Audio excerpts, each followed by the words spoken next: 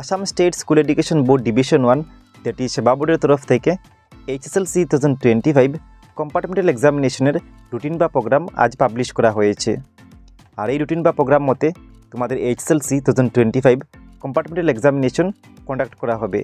So যে বা যারা এইচএসএলসি 2025 কম্পার্টমেন্টাল এক্সামিনেশনে বসবে তাদেরকে এই রুটিনটি ফলো করে ভালো করে প্রিপারেশন চালিয়ে যেতে হবে।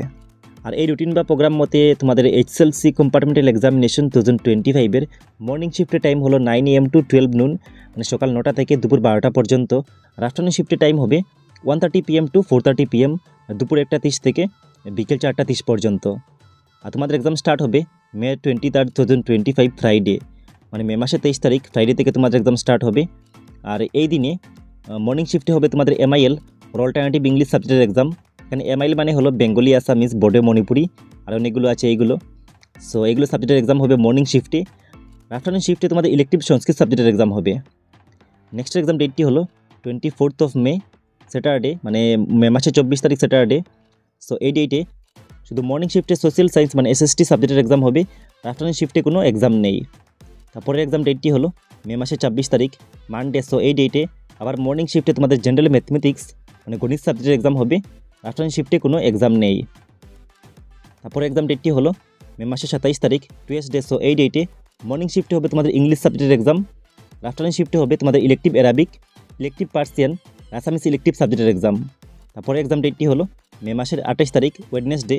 সো এই ডেটে মর্নিং শিফটে হবে জেনারেল সায়েন্স সাবজেক্টের এক্সাম, আফটারনুন শিফটে কোনো এক্সাম নেই। এবং লাস্ট এক্সাম ডেটটি হলো মে মাসের 29 তারিখ থার্সডে। সো এই ডেটে মর্নিং শিফটে তোমাদের অ্যাডভান্স ম্যাথমেটিক্স ইলেকটিভ সাবজেক্টের এক্সাম হবে, তার সঙ্গে elective geography, elective history, elective computer science, তারপর ইলেকটিভ কমার্স, এই সাবজেক্টগুলোর এক্সাম হবে। আফটারনুন শিফটে হবে তোমাদের হিন্দি ইলেকটিভ সাবজেক্টের এক্সাম। আর এই নোটের মধ্যে ডি নম্বরে একটি ইম্পর্টেন্ট লাইন লিখা আছে। সো এই লাইনটির মধ্যে লিখা আছে in English general mathematics, general science and social science candidate have to answer both objective and descriptive part and passing is both independently is mandatory. সেখানে লেখা আছে তোমাদের জেনারেল সায়েন্স, তারপর জেনারেল ম্যাথমেটিক্স, ইংলিশ এবং সোশ্যাল সায়েন্স সাবজেক্টের both objective part মানে MCQ পার্টের এবং ডিসক্রিপটিভ পার্টের পাস করার জন্য আলাদাভাবে তোমাদেরকে 5 মার্ক পেতে হবে। আমি তোমাদেরকে আগের ভিডিওতে বলে দিয়েছি যে অবজেক্টিভ পার্ট অ্যান্ড ডিসক্রিপটিভ পার্টের পাসিং মার্ক কত। সো যদি তোমাদের এইচএসএলসি কম্পার্টমেন্টাল এক্সামিনেশন নিয়ে কোনো ডাউট থেকে থাকে তাহলে আমার প্রিভিয়াস ভিডিওটি তোমরা একবার দেখে নিও।